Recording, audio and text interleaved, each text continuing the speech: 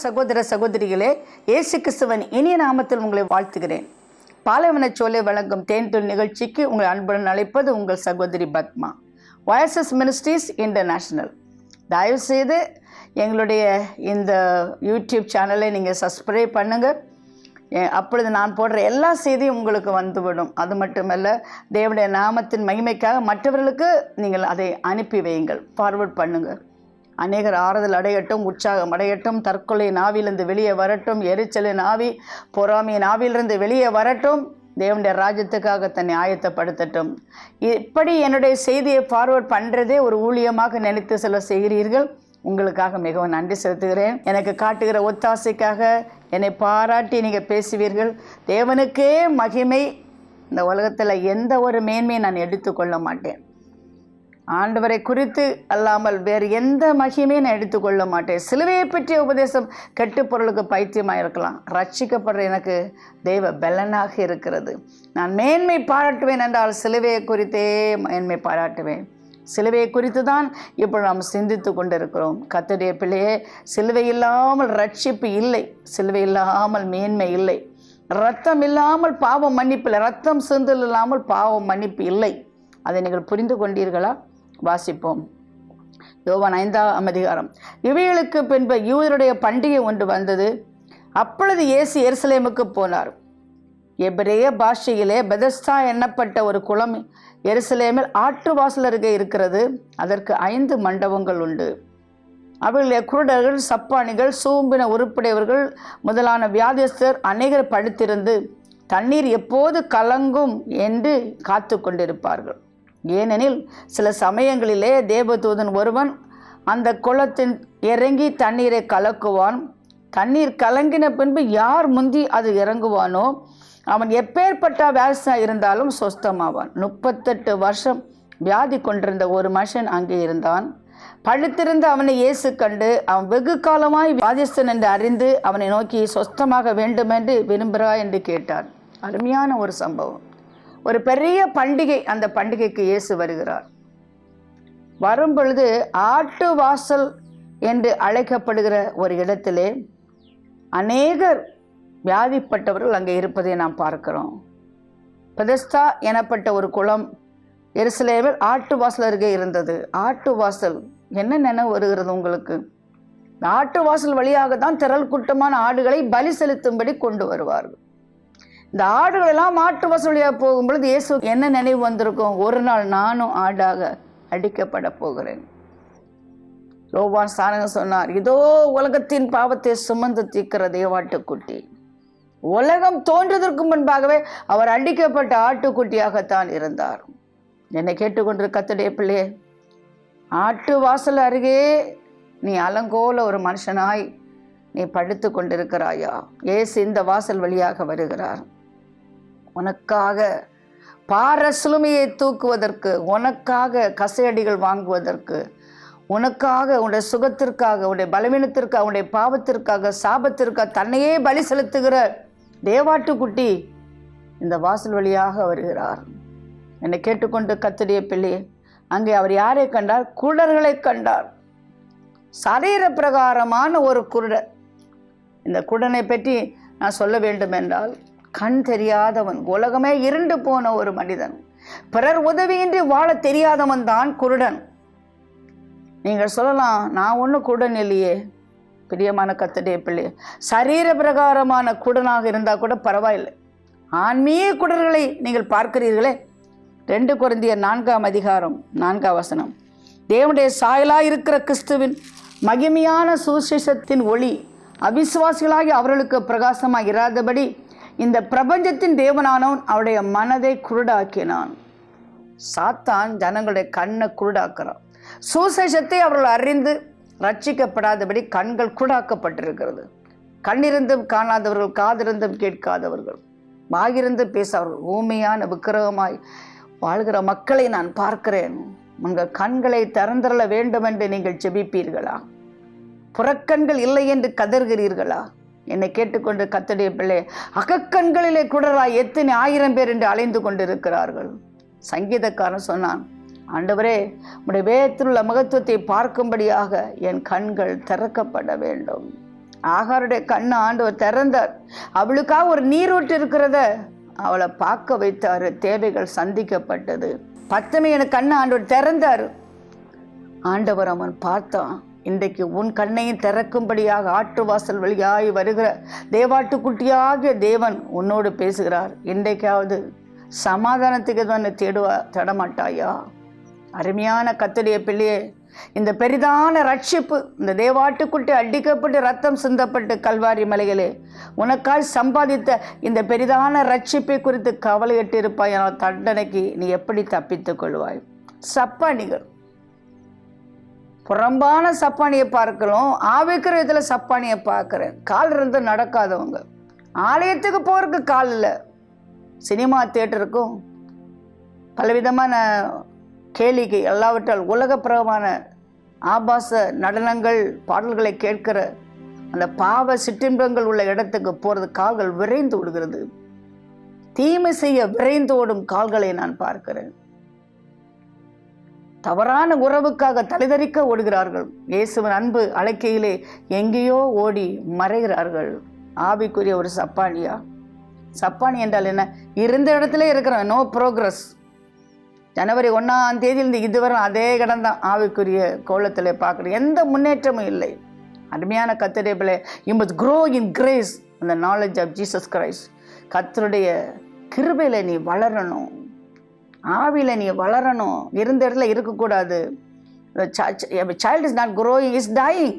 ஒரு குழந்தை வளரலைன்னா செத்துட்டே இருக்குதுன்னு அர்த்தம். ஒரு தாய் தன் பிள்ளை வளரலைன்னா எவ்வளோ அழுது ஜெபிப்பாங்க. ஆனால் ஆவிக்குரிய ஜீவத்தில் ஒரு குழந்தை வளரலை, தன் மகன் வளரலை, வேதம் வாசிக்கலை, ஜெபிக்கலை, ஆலயத்துக்கு போகலை, அவன் சப்பானியாக இருக்கிறான். எத்தனை தாய்மார் அழுவீங்க? காலிருந்து நடக்காதவன், ஆலயத்துக்கு போக பிரியமில்லாமல் தனக்கு செம்மையாய் தோன்ற பாதையில் போகிறான். அந்த பாதை முடிவில் மரணம். என்னை கேட்டுக்கொண்டு கர்த்தருடைய பிள்ளை, ஆண்டவர் சொல்றார், இடுக்கலான வாசல் வழியாய் பிரவேசியுங்கள், அந்த முடிவு சமாதானம். உன் கால் எங்கே போகிறது? கண் போன போக்கிலே கால் போய் கொண்டிருக்கிறதா? மனிதன் எங்கே போகிறான்? தன் மன விருப்பத்தின்படியே போய் கொண்டிருக்கிறான். முடிவிலே அவனுக்கு மரணம் காத்திருக்கிறது. ஏன்? பாவத்தின் சம்பளம் மரணம். சப்பானி எழும்ப வேண்டும். சூம்பின உறுப்புடையவர்கள், கை சூம்பி போச்சு. சூம்பின கையுடன் ஒருவனை பார்த்து இயேசுனா நீட்டு, அவன் கை சரியாயிட்டு. சூம்பின கைன்னா என்ன தெரியுமா? கொடுக்கறதுக்கு மனசே இல்லாத கஞ்ச இதயம் உள்ளவர்கள். கை நீளவே நீளாதுன்னு சொல்லுவாங்க. ஆமாம், அதிகமாக தனக்குன்னு ஒரு டிஷர்ட் வாங்குறது எவ்வளோ பணம் செலவழிப்பாங்க. ஆலயத்துக்கு போனான்னா 10 ரூபா போடுறதுக்கு யோசித்து தான் போடுவாங்க. அருமையான கர்த்தருடைய பிள்ளை, உன் பணத்துக்கு ஆண்டவர் கெஞ்சிட்டு நிற்கலை. வானம் அவருக்கு சிங்காசனம், பூமி அவருக்கு பாதபடி. அவன் நடந்து போகிற பாதையெல்லாம் தங்கம். ஆனால் உன் கை நீளாதா? உன் கை சோம்பின கையாக இருக்கா? ஆண்டவருக்கு என்ன வேலை செய்ய மனசில்லை, வேற எல்லா வேலையும் செய்வாங்க. ஆண்டவருக்காக ஒரு வேலை செய்வதற்கு மனதில்லை. தனக்காக எதையும் பண்ணுவாங்க. ஐயோ, வாஷிங், குக்கிங் எல்லாமே பண்ணுவாங்க. ஆனால் ஆண்டவருடைய ஆலயத்தில் எதையாயிலும் செய்கிறதுக்கு இந்த கை நீளவே நீளாது. சூம்பின கையுடைய மனுஷனை போல சூம்பின உறுப்புடையவர்களை நான் பார்க்கிறேன். சூம்பின உறுப்புடையவர்கள். வாய் பேசாது, ஆலயத்தில் பேசாது, ஊரெல்லாம் பேசும். ஊரெல்லாம் பேசுவாங்க. ஆலயத்தை ஒரு அலையிலியாக சொல்கிறா, இவங்களுக்கெல்லாம் ரொம்ப டிஸ்டர்பன்ஸாக இருக்கும். ஐயோ, அமைதியாக இருக்கணும், அமைதியாக இருக்கணும். அமைதியாக இருக்கிற இடத்துல தான் ஆண்டவர் இருப்பார். இல்லைங்க, அமைதியாக இருக்கிறவங்க கல்லறை தோட்டத்தில் இருக்காங்க. கர்த்தருடைய ஆலயத்தில் ஆர்ப்பரிப்பு உண்டு, ஆராதனை உண்டு. உரத்த சத்தத்தோடு கூப்பிட்டான் பத்தேமையும். அவனுக்கு பார்வை கொடுத்தார் ஆண்டவர். கண்ணி ஷவுட் அண்ட் சே ஹல்லேலூயா. என்னை சூம்பின உறுப்புடையவனாய் மாறி போனியா. கண்ணு, காது, எல்லா உறுப்பும் சூம்பி போச்சு. 3 மணி நேரம் டிவி பார்ப்பாங்க. ஆனால் 1/2 மணி நேரம் வேதம் வாசிக்க இந்த கண்ணுல தூக்கம் வந்துடும். ஒரு ஆள் சொன்னாராம், நல்லா தூங்கணுன்னா பைபிள் படித்தா போதும், நல்லா தூக்கம் வருதுன்னு.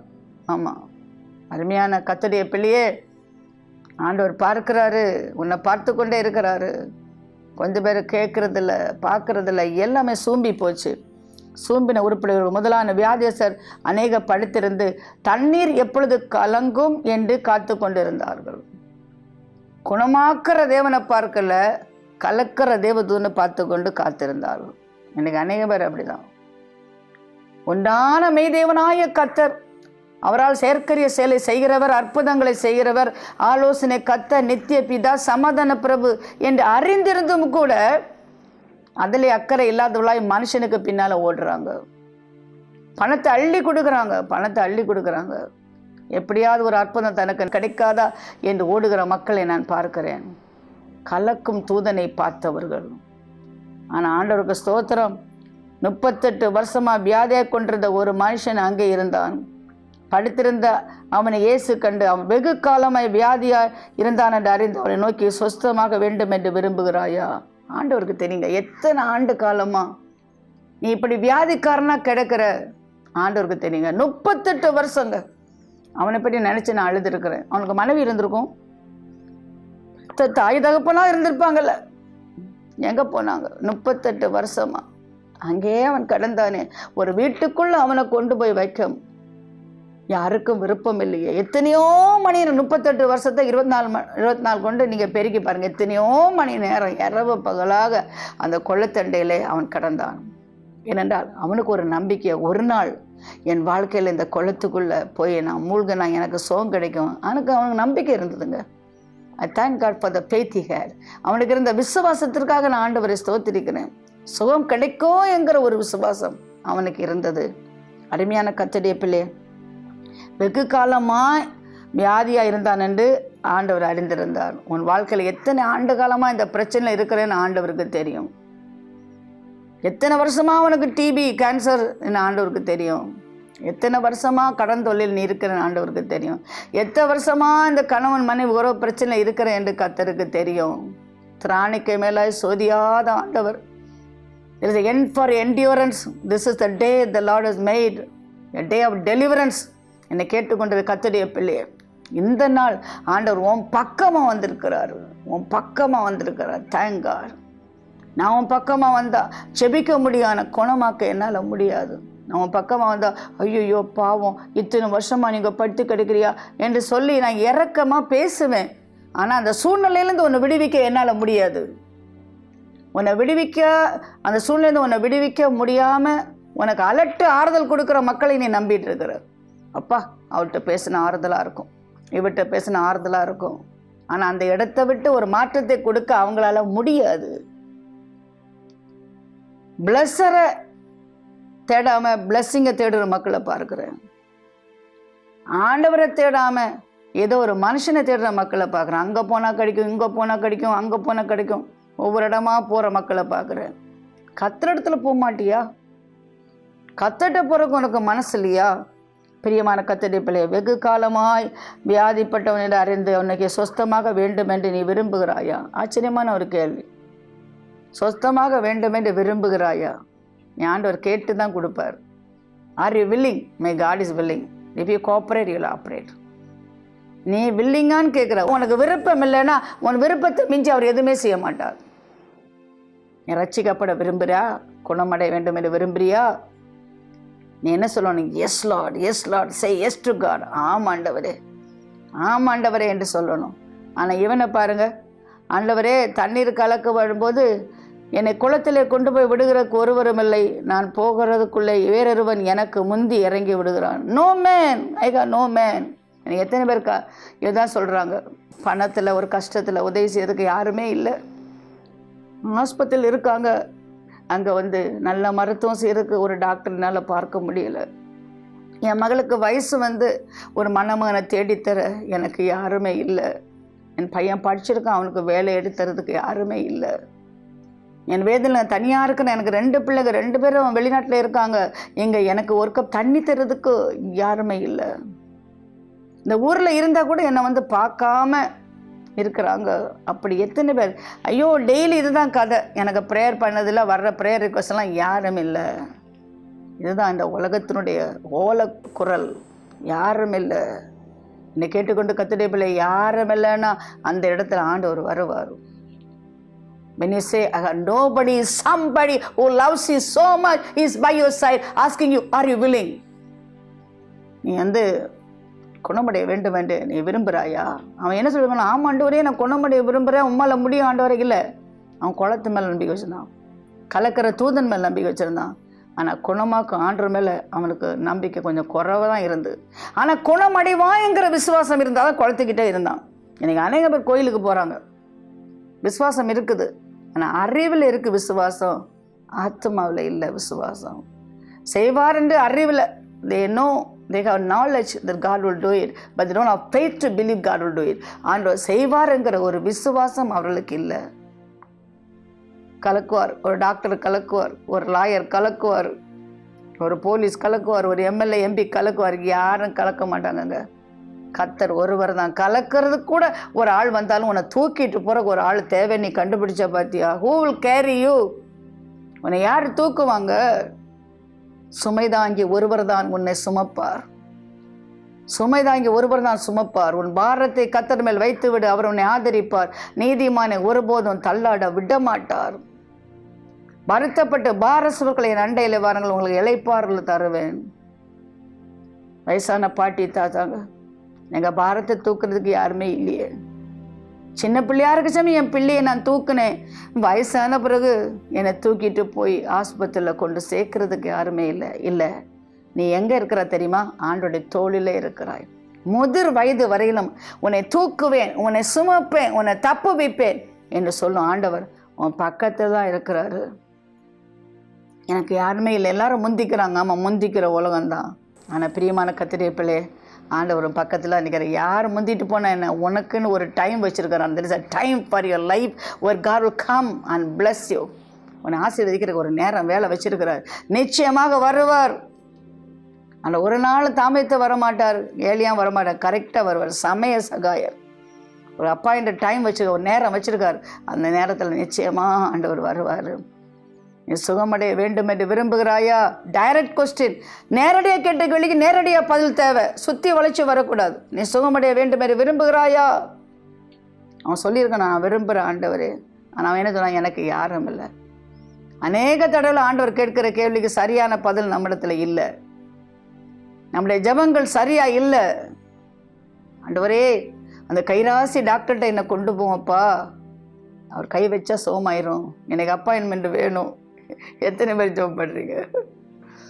ஆண்டவரே, இந்த லாயருக்கு 50,000 கூட எனக்கு கோர்ட் கேஸ் ஜெயிக்கணுப்பா, அந்த லாயருக்கு வாயில வார்த்தையை போடுங்கப்பா. ஆண்டவரே, இவர் ரெக்கமெண்டேஷன் லெட்டர் கொடுத்துருக்காரு, அந்த ரெக்கமெண்டேஷன் லெட்டரில் எனக்கு வேலை கிடைக்கணுப்பா. யாரோ ஒருவரை ஆண்டவருக்கும் உங்களுக்கும் இடையில கொண்டு வரீங்க பார்த்தீங்களா? இல்லை பிரியமான கர்த்தருடைய பிள்ளைகளே, இல்லை பிரியமான கர்த்தருடைய பிள்ளைகளே, நமக்குன்னு கரெக்டாக ஆட்களை ஆண்டவர் அனுப்புவார். என்னை கேட்டுக்கொண்டிருக்க கர்த்தருடைய பிள்ளையே, மனுஷனை தான் நம்புகிறோம், ஆண்டவருக்கும் நமக்கு இடையில என்ன உறவு இருக்கிறது? நம்ம கண் முன்பாக இருக்கிற ஒரு ஆள் உதவி செய்வான்னு கர்த்தர்கிட்ட சொல்கிறோம். ஆண்டவரே, இவன் உதவி செய்வான், இவனுக்கு உதவி செய்யறதுக்கு இவன்கிட்ட சொல்லுங்க. எனக்கு ரொம்ப ஆச்சரியமாக இருக்கும். இந்த கோவிட் டைம்ல எல்லாம் நான் கூட சொல்லலாம், ஆப்பிரிக்கா போனால் நிறைய ஆஃபரிங் கிடைக்கும், அமெரிக்கா போனால் ரொம்ப ஆஃபரிங் கிடைக்கும், இந்த ஆள்கிட்ட கேட்டால் ரொம்ப ஆஃபரிங் கிடைக்கும்.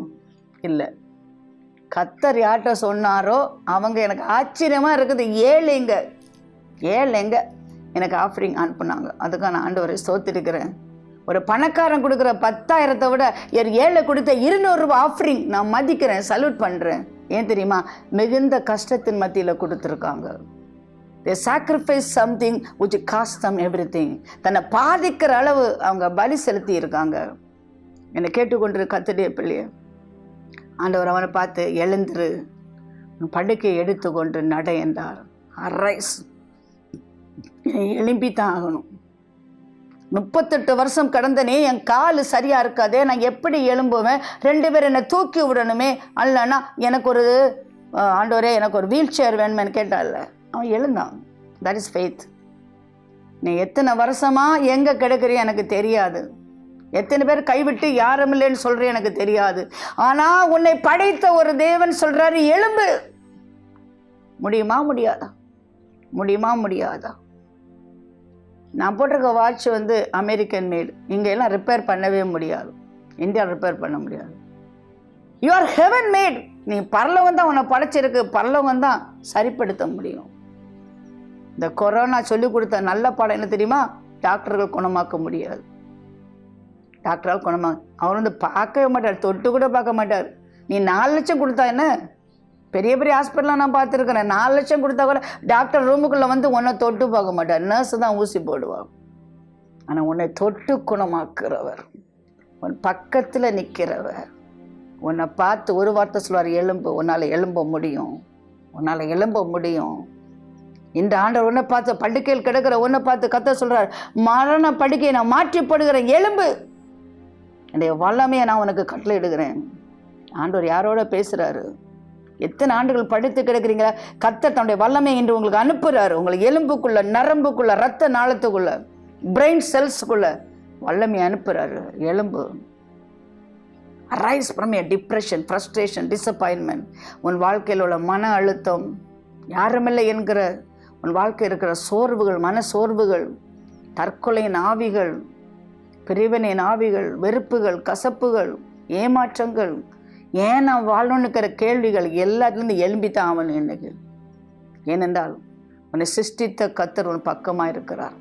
நீ சொல்லலாம், என்னை பலப்படுத்துகிற கிறிஸ்துவினால எல்லாவற்றையும் செய்ய எனக்கு பலன் உண்டு. பலத்தினாலும் அல்ல, பராக்கிரமத்தால், ஆவியால் ஆகும். பலவீனப்படுத்துகிற என் ஆவி எடுத்து விட்டு ஒரு பலமுள்ள ஆவி எனக்கு கொடுத்திருக்கிறார். I can do it because my God can. என் தேவனால் முடியும், அதனால் என்னால் முடியும். எலும்பு, எலும்பு. உன் படுக்கை எடுத்துக்கொண்டு நட. படுக்கை எடுத்துகிட்டு போ. இந்த பழைய வாழ்க்கை இனிமேல் வேண்டாம், திரும்பியே பார்க்காத. அந்த படுக்கை எவ்வளோ நாற்றமாக இருந்திருக்கும். 38 வருஷம் நாற்றமுள்ள ஒரு படுக்கை ஏன் எடுக்க சொன்னார்? இனிமேல் இந்த பக்கமே தலை காட்டக்கூடாதுன்னு சொல்லுவாங்க. இந்த பக்கம் இனிமேல் நீ வரக்கூடாது. இனிமேல் இந்த படுக்கை உனக்கு வேண்டாம், இந்த சோர்வு உனக்கு வேண்டாம், ஏமாற்றம் வேண்டாம், தனிமை வேண்டாம், இந்த வியாதி வேண்டாம், வேதனை வேண்டாம், கடந்தொல்ல வேண்டாம். எல்லாத்தையும் மனம் திரும்பு. பழைய வாழ்க்கை உனக்கு வேண்டாம், இந்த புதிய வாழ்க்கை. பிகோல்ட் ஐல் மேக் எவ்ரிதிங் நியூ. பழையவள் எல்லாம் ஒளிந்து போயின, எல்லாத்தையும் நான் புதிதாக்க போகிறேன். நம்ம புதிய கண்ணு, புதிய பார்வை, புதிய வார்த்தை, புதிய சிந்தனை, புதிய வாழ்க்கை, எல்லாத்தையும் புதிதாக்கணும்னு நினைக்கிறீங்களே? உங்களுக்கு ஒரு புதிய வாழ்க்கை வேணுமா? பழையவள் எல்லாம் ஒளிந்து போன ஒரு புதிய வாழ்க்கை வேணுமா? ஆண்டவர்கிட்ட வாங்க, மனம் திரும்புங்க. ஆண்டவரே, இத்தனை ஆண்டு காலமாக டாக்டரை நம்பி ஏமாந்தேன், லாயரை நம்பி ஏமாந்தேன், பலரை நம்பி ஏமாந்தேன், எனக்கு ஏதாவது உதவாங்கன்னு நினச்சி ஏமாந்தேன். இன்னைக்கு என் பக்கத்தில் வந்து இந்த ஏமாற்றத்தை விட்டு எழும்புன்னு சொல்கிறீங்களே, நான் எழும்புறாப்பா, நான் எழும்புறேன். எழுந்த மட்டும் போது அங்கே நிற்கக்கூடாது, நடக்கணும், நடக்கணும். மனுஷனுக்கு செம்மையாய் தோன்ற வழி உண்டான முடிவு மரணம். கர்த்தருடைய பாதையில் நடக்கணும். குறுகிய பாதை, குறுகிய பாதை, நெருக்கமான ஒரு பாதை. அந்த பாதையில் நடக்கணும். அந்த முடிவு சந்தோஷம், அந்த முடிவு சமாதானம். அரைஸ், அரைஸ், எலும்பு. என்னை எலும்பித்து ஆகணும். என்னை கேட்டுக்கொண்டிருக்க கர்த்தருடைய பிள்ளைய, அவனை யார் நீ என்று கூட ஆண்டவர் கேட்கல, நீ யாருன்னு கூட கேட்கல. ஆனால் அவனை சுகப்படுத்திட்டு அப்படியே ஆண்டவர் போயிட்டார். 14ஆம் வசனத்தில் நான் பார்க்குறோம். அதற்கு பின்பு இயேசு அவனை தேவாலயத்திலே கண்டு, இதோ நீ சொஸ்தமானாய், அதிக கேடானது ஒன்றும் உனக்கு வராதபடி இனி பாவம் செய்யாதே. எத்தனையோ கூட்டத்துக்கு ஜனங்க போகிறாங்க, சுகம் அடைகிறாங்க. சுகமான பிறகு மறுபடியும் நுரையீரல் பாதிக்கப்பட்டு ஜெபம் பண்ணி கொண்டமான மறுபடியும் சாராயம் குடிக்க போவாங்க. புகைத்து புகைத்து இருமல் இருமல் இருமல், நுரையீரல் முழுவதும் புகையா போச்சு, எரிஞ்சு போச்சு. ஆண்டவர் சுகப்படுத்துறாரு, மறுபடியும் புகைக்க போறாங்க. தவறான உறவுக்குள்ள சிக்கி தத்தளிச்சாங்க, கர்த்தர் பிரித்து விட்டார், மறுபடியும் ஒரு வாழ்க்கை கொடுத்தாரு. ஆனால் சுகமான போது அவங்க வாழ்க்கையில் மறுபடியும் அதே பொண்ணை தேடி போகிறாங்க. என்னை கேட்டுக்கொண்டு கர்த்தருடைய பிள்ளையே, வேதம் என்ன சொல்ல? அதிக கேடானது ஒன்று உனக்கு வராதபடி இனி பாவம் செய்யாது. அதே பொண்ணு வேலை செய்கிற இடத்துல நீ வேலை செய்யாது. அதே கள்ளுக்கடையை தாண்டி நீ போகாது. அதே கள்ள வியாபாரம் பண்ண பார்ட்னர் கூட இனிமேல் சேராத. ஓடு ஓடு ஓடு. இனி பாவம் செய்யாத. முடியுமாங்க? எப்படிங்க முடியும்? அவன் கூடயே நான் ஒர்க் பண்ணுறேன், அவங்கள பார்க்காம எனக்கு இருக்க முடியுமா? பேசாமல் இருக்க முடியுமா? அதே கள்ளுக்கடை வழியாக தான் நான் போகிறேன், பார் வழியாக போகிறேன், அந்த வாசனை மூக்கில் அடிக்கி நான் அதை பார்க்காம இருக்க முடியுமா? முடியும். ஏன்? புதிதாக்குனார் ஆண்டவர். பழையவள் எல்லாம் ஒளிந்து போயின, எல்லாம் புதிதாகின. புதிய ஆவியான உனக்குள்ள வந்திருக்கிறதுனால சகலமும் புதிதாகிறது. இனி அந்த பாவம் செய்யக்கூடாது என்று தான் ஆண்டவர் பழைய ஆவியை எடுத்துட்டு புதிய ஆவியை வைக்கிறார். பழைய காரு தான் புதிய இன்ஜின், அது மாதிரி உனக்குள்ள புதிய ஆவியை வைக்கிறாரு. எதுக்கு பரிசுத்தாவி? பரிசுத்தமா வாழ்றதுக்கு பரிசுத்தாவி. உன்னால முடியாது. பரிசுத்தாவி வரும்பொழுது நீ பலன் அடைவாய். என்ன பலன்? பாவத்திற்கு எதிர்த்து நிற்பதற்கு நீ பலன் அடைவாய். 38 வருஷமா பயங்கரமான ஒரு மிசரபிள் லைஃப், பரிதாபமான ஒரு வாழ்க்கை நீ வாழ்ந்தல்ல. எத்தனையோ நாள் சாப்பாட்டுக்கு நீ காத்திருந்த, யாரும் சாப்பாடு தரல இல்லை. எத்தனையோ நாள் யாரோ என்னை குளிப்பாட்டுவாங்களான்னு நினச்சிருப்ப, யாரும் குளிப்பாட்டு பக்கத்திலே வரல, ஆட்டோமேட்டிக்குன்னு சொன்னாங்கல்ல. எப்படியா ஒரு நாள் வீட்டுக்கு என்னை தூக்கிட்டு போய் காரில் தூக்கிட்டு போய் எல்லாம் பார்த்துட்டு திரும்ப கொண்டு அதே இடத்துல விடுவாங்க நினச்ச, யாரும் வரல. என்னை கேட்டுக்கொண்டு கத்துடைய பிள்ளை, இந்த கொடூரத்தில் இன்னொரு கொடூரமான வாழ்க்கை உனக்கு வராமல் இருக்கிறதுக்கு பாவம் செய்யாது. பாவத்தை பார்த்து ஓடு, பாவத்தை பார்த்து ஓடு. பாவத்தினுடைய தண்டனை மிகவும் கொடுமையானது. ஆனால் இந்த கொடிய தண்டனை சிலுவையில் இயேசு சுமந்தார். நீ சுமக்க தேவையில்லை. நான் மறுபடியும் ஒரு முறை பிரகாசிக்கப்பட்டோம், பரமையை ருசி பார்த்தோம், மறுதலியும் பாவத்தில் போகிறோம், கத்தரை மறுதளிக்கிறாங்க, அவருடைய ரத்தத்தை காலுங்களை மதிக்கிறாங்க. அதுக்கு மன்னிப்பு கிடையாதுங்க, மன்னிப்பு கிடையாது. கத்தர் ஒரு முறை உன்னை மன்னித்தார் என்றால், ரட்சித்தார் என்றால், உன்னை பிரகாசிக்க பண்ண மறுபடியும் பின்வாங்கி போகாத. Don't go back. சிலுவையின் முன்னே, உலகம் என் பின்னே, முன்னோக்கேன்னு சொல்லிவிட்டு முன்னால் போ. இனி நீ பாவம் செய்யாதே, இனி நீ பாவம் செய்யாதே. என்னை கேட்டுக்கொண்டு கர்த்தருடைய பிள்ளையே, உன் வாழ்க்கையில் இந்த வார்த்தை எழுதிவை, இனி நீ பாவம் செய்யாதே. முடியுமா? முடியும். வாழ்வது நீ அல்ல, உனக்குள்ள இயேசு வாழ்கிறார். இயேசுவோடு கூட சிலுவையில் அறையப்பட்டேன், ஆகிலும் பிழைத்து இருக்கிறேன், நான் அல்ல, எனக்குள்ள இயேசு. Hope of glory, Christ in me is hope of glory. என் மகிமையின் நம்பிக்கை என்ன? நான் வாழ்றதில்ல, இயேசு எனக்குள்ள வாழ்கிறாரு. அப்படி என்றால் நாம் பாவம் செய்யாமல் வாழ முடியும். பரிசுத்தர் எனக்குள்ளே இருக்கிறார். அவர் எனக்காக ஒத்தாசை அனுப்பி தருவார். உதவி செய்கிறவர், பலப்படுத்துகிறவர், என்னோடு கூட இருக்கிறவர், என்னை விட்டு விலகாதவர், வல்லமையின் தேவன், வல்லமையின் தேவன், என்னை தனியாக ஒருபோதும் இருக்க விடாதவர். பிரியமான கர்த்தருடைய பிள்ளையே, இந்த 38 வருஷம் குளத்தண்டையில் கிடந்த மனித நிமித்தமாய் பெரிய ஒரு உபத்திரம் வந்தபோது இயேசு அருமையான ஒரு சத்தியத்தை சொன்னார். 23, குமாரனை கனம் பண்ணாதவன் அவரை அனுப்பின பிதாவையும் கனம் பண்ணாதவனாய் இருக்கிறான். என் வசனத்தை கேட்டு என் அனுப்பினவரை விசுவாசிக்கிறவனுக்கு நித்திய ஜீவன் உண்டு, மரணத்தை விட்டு நீங்கி ஜீவனுக்குட்பட்டு இருக்கிறான் என்று மெய்யாகவே உங்களுக்கு சொல்கிறேன். என் அருமையான சத்தியம். இந்த அதிகாரத்தில் இந்த சம்பவத்தின் வழியாக நாம் அறிந்து கொண்ட ஒன்று, என்னை அனுப்பினவரை விசுவாசிக்கிறவன் நித்திய ஜீவன் உண்டு, அவனுக்கு நித்திய ஜீவன் உண்டு. நித்திய ஜீவன் என்ன? மரணமே இல்லை, நித்திய ஜீவன். 1 போட்டு 0 எத்தனை 0 போட்டுங்க, அதான் நித்திய ஜீவன். அந்த ஜீவனை கர்த்தர் நம்ம கொடுத்துருக்கிறாரு. மரணத்தை விட்டு நீங்கி ஜீவனுக்கு உட்பட்டு இருக்கிறான் என்று மெய்யாக உங்களுக்கு சொல்கிறேன். No more death, no more pain, no more sorrow. இனிமேல் அலர் இல்லை, குழப்பம் இல்லை, கண்ணீர் இல்லை, கவலை இல்லை. அப்படிப்பட்ட ஒரு ராஜ்யத்தில் உனக்கு ஒரு இடம் கிடைக்குது, நித்திய ஜீவன். என்றென்று நீ அங்கே வாழ்வாய். அதற்காக நீ என்ன செய்யணும்? குமாரனை கனம் பண்ணாதவன் அவரை அனுப்பின பிதாவையும் கனம் பண்ணாதவன். குமாரனை கனம் பண்ணணும், அவருடைய வசனத்தை கேட்கணும், அவரை விசுவாசிக்கணும், நித்திய ஜீவனை சுதந்திரித்து கொள்ள வேண்டும். ஜெபிப்போமா. அன்பு இறக்கம் நிறைந்த ஆண்டவரே, இரக்கத்தின் மிகுதியினால் தான் நீர் எங்களை சந்திக்கிறேன். ஆண்டவரே, நீர் எங்களை சந்திப்பதற்கு எங்களுக்கு என்ன தகுதி இருக்கிறது? What demand we have? உங்களுடைய என்ன ஆண்டவரே, நீ செஞ்சுதான் ஆகணும்னு ஏதாவது ஒரு நிர்பந்தம் இருக்கா? இல்லை. இரக்கத்தின் நிமித்தமாய் எத்தனையோ ஆண்டுகளாய் இந்த பிரச்சனையை நாங்கள் போய்கொண்டு இருக்கிறோமே, இதற்கு ஒரு முடிவில்லையா என்று கதறுகிற எங்கள் பக்கமாய் வந்து நீ சொஸ்தமடைய வேண்டும் என்று விரும்புகிறாயா என்று கேட்கிற ஒரு ஆண்டவர். ஆண்டவரே, இன்றைக்கு எங்களுக்கு தேவை ஒரு சுகம். ஆத்மாவிலே சுகம், சரீரத்திலே சுகம், பொருளாதார ரீதியிலே சுகம், குடும்ப பிரச்சனையிலே சுகம். சுகம் என்று எழுதியவை என்று சொன்னீரே அப்பா. ஆண்டவரே, என்னை கேட்டுக்கொண்டிருக்க கர்த்தருடைய பிள்ளைகள் இப்பொழுது எழும்பட்டும், படுக்கை எடுத்துக்கொண்டு போகட்டும், திரும்பி இந்த இடத்துக்கு வரவே கூடாது. இனிமேல் பாவமே செய்யக்கூடாது.